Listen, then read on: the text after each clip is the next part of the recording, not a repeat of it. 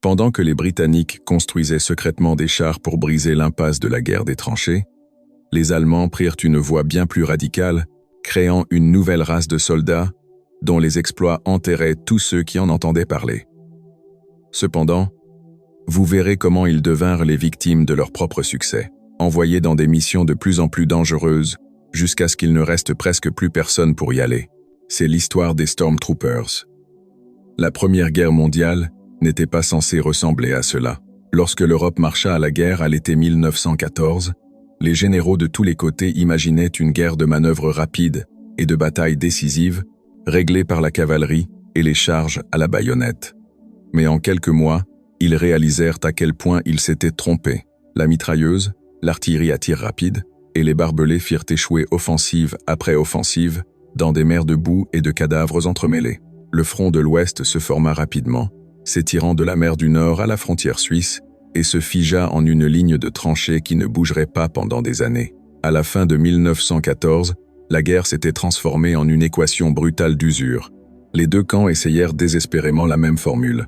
Des jours, voire des semaines de barrages d'artillerie massifs pour adoucir l'ennemi, suivis de vagues d'infanterie, avançant épaule contre épaule, à travers le No Man's Land.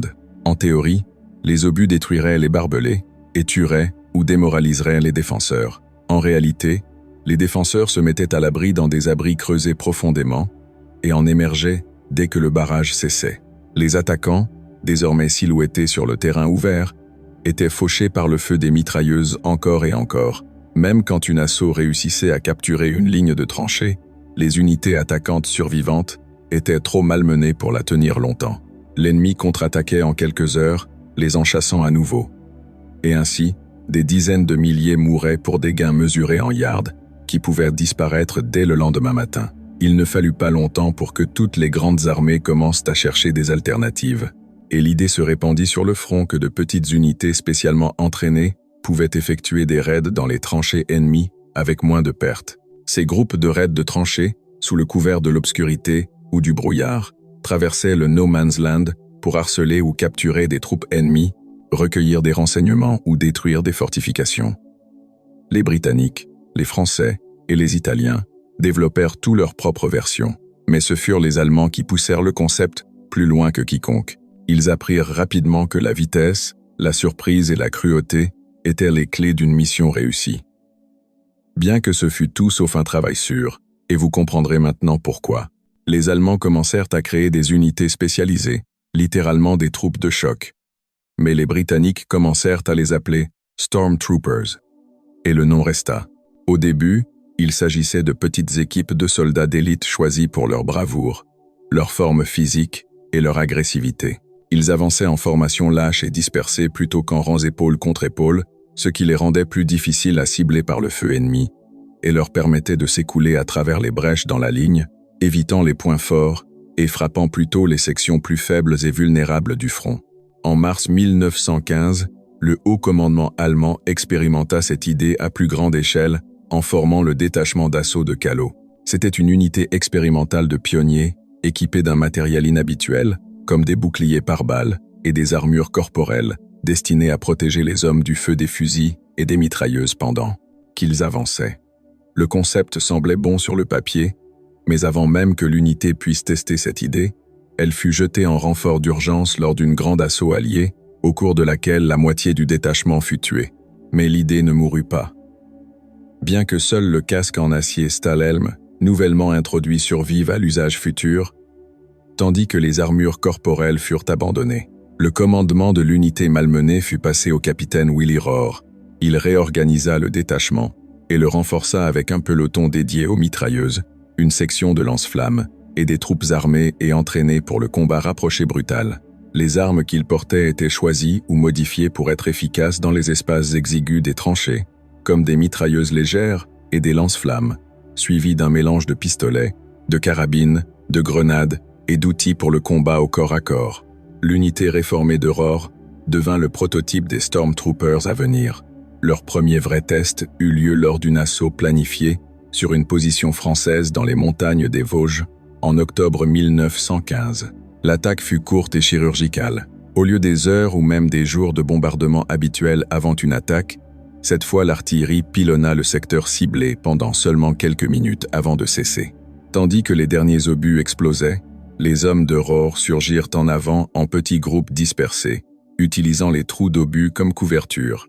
Ils lancèrent des grenades dans les baies de tranchées avant que les défenseurs puissent se regrouper, puis envahir leurs tranchées, causant une panique et une confusion totale. Les attaquants n'essayèrent pas de submerger chaque position sur leur chemin. Si un bunker ou un point fortifié s'avérait trop résistant, ils le contournaient entièrement, poussant plus loin pour couper les communications et les lignes de ravitaillement. Puis, une fois isolés, ces points forts pouvaient être traités plus tard par l'infanterie régulière, venant sécuriser les positions et nettoyer ce qui restait des Stormtroopers. Ce jour-là, la position française fut prise rapidement avec moins de pertes qu'un assaut conventionnel n'en aurait coûté. C'était un aperçu d'un nouveau type de guerre qui promettait, au moins pour un temps, de briser l'impasse des tranchées. Mais c'était aussi extrêmement violent, dangereux et coûteux pour les Stormtroopers. Les meilleurs alliés des Stormtroopers étaient la vitesse et le choc, et leur équipement reflétait cela. Ils portaient des carabines plus courtes et toutes les squads étaient organisées avec différents rôles et différentes armes.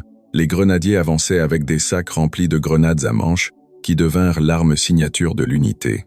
Les grenades étaient idéales pour nettoyer les tranchées, et ils les lançaient dans les abris en passant ou dans les tranchées devant avant d'avancer. Le pistolet Luger à canon long avec une crosse d'épaule et un chargeur tambour de 32 cartouches fut utilisé avant l'arrivée du Bergmann MPD-X8. C'était la première mitraillette qui donna aux Stormtroopers une puissance de feu compacte et entièrement automatique, particulièrement efficace dans les combats de tranchées.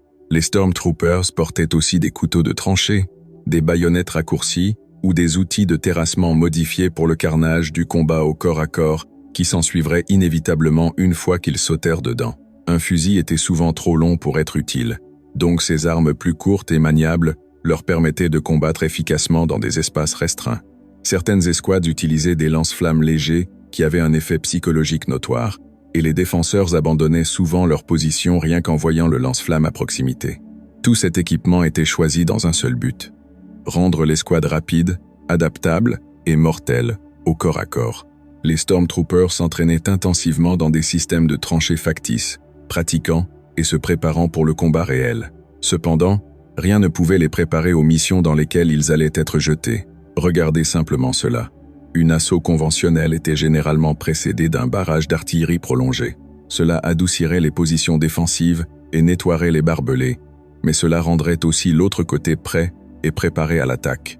Les assauts des Stormtroopers, en revanche, étaient complètement différents. Ils passèrent soit sous le couvert du brouillard ou d'une nuit sans lune, soit, plus terrifiante encore, utilisèrent la tactique appelée barrage roulant. C'était basically un rideau mobile de feu d'artillerie qui avançait pouce par pouce devant eux, selon un schéma pré-arrangé. C'était une tactique incroyablement dangereuse qui nécessitait une coordination impeccable avec une artillerie pas si précise ou un tir court pouvait vous tuer avant même que la mission ne commence.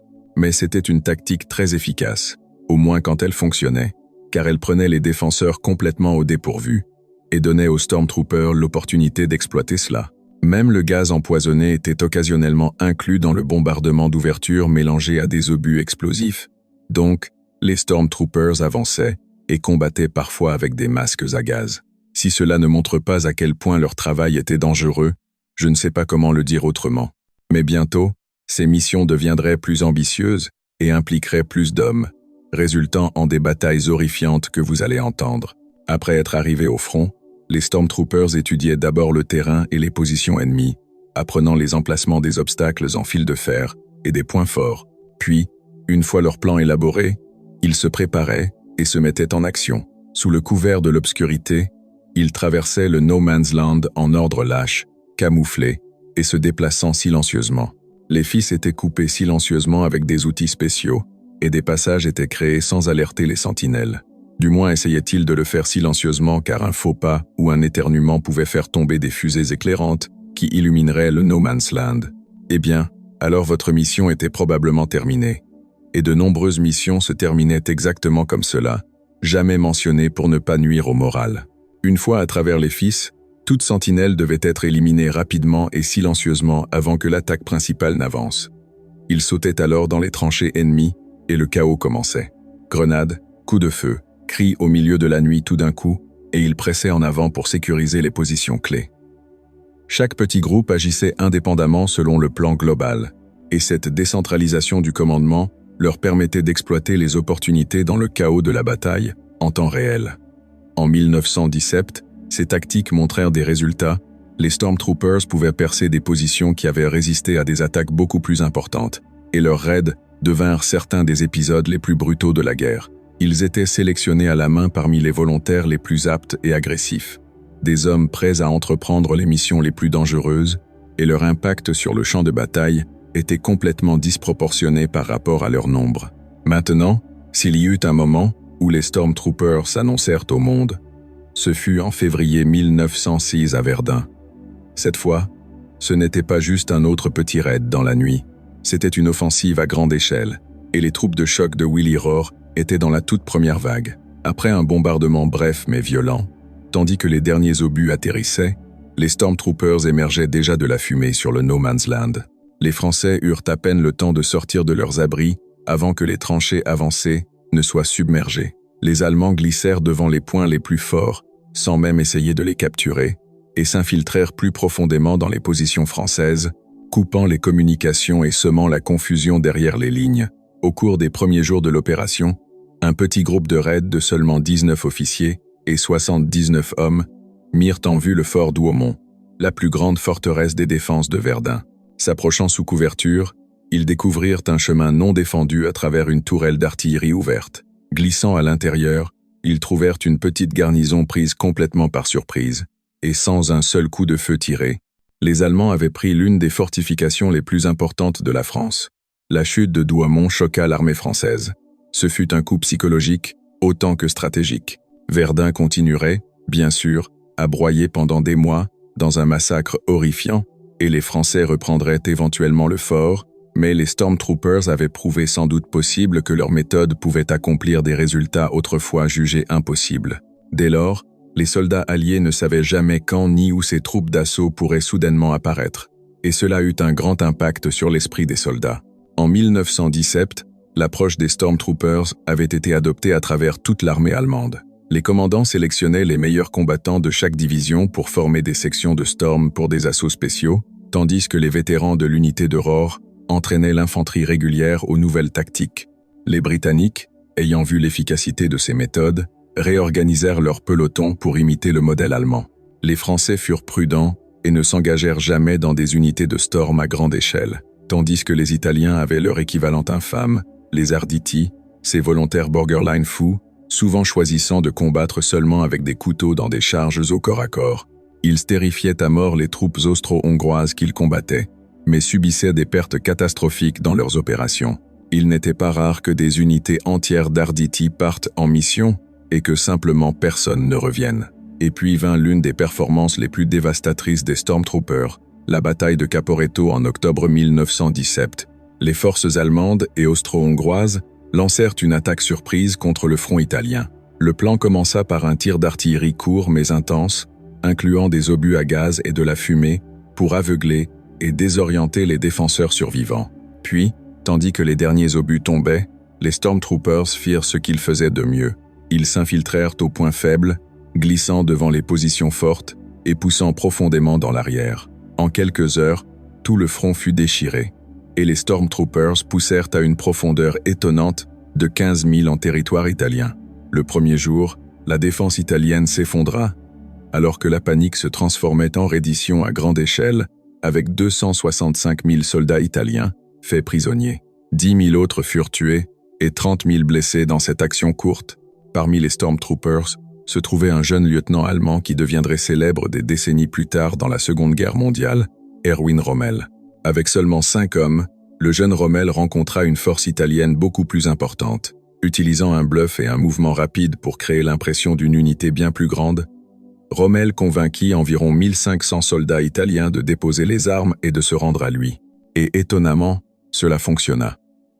Caporetto fut un désastre si complet pour les Italiens que le mot lui-même entra dans la langue italienne comme synonyme de débâcle total. Les Alliés, perturbés par ce qu'ils venaient de voir, commencèrent à travailler urgemment sur des moyens de défendre contre de telles attaques d'infiltration. Cependant, Même cette victoire stupéfiante n'était pas le plus grand moment des Stormtroopers. Celui-ci, croyez-le ou non, était encore à venir. C'était mars 1918, et avec la Russie hors de la guerre, l'Allemagne pouvait enfin tourner toute son attention vers le front de l'Ouest. Ce devait être leur dernier pari tout ou rien pour la victoire dans ce qui deviendrait connu comme l'offensive du printemps, et cela commencerait par le premier et plus grand coup, l'opération Michael, lancée seulement 3 jours plus tard. L'attaque commença par l'un des bombardements les plus concentrés de toute la guerre. Plus de 6500 canons allemands et 3500 mortiers de tranchées tirèrent environ 3 millions minons d'obus en seulement 5 heures, incluant du gaz empoisonné. Sous le couvert du brouillard, de la fumée et du gaz, et protégés par un barrage roulant soigneusement chronométré, les unités de Stormtroopers avancèrent en petits groupes dispersés.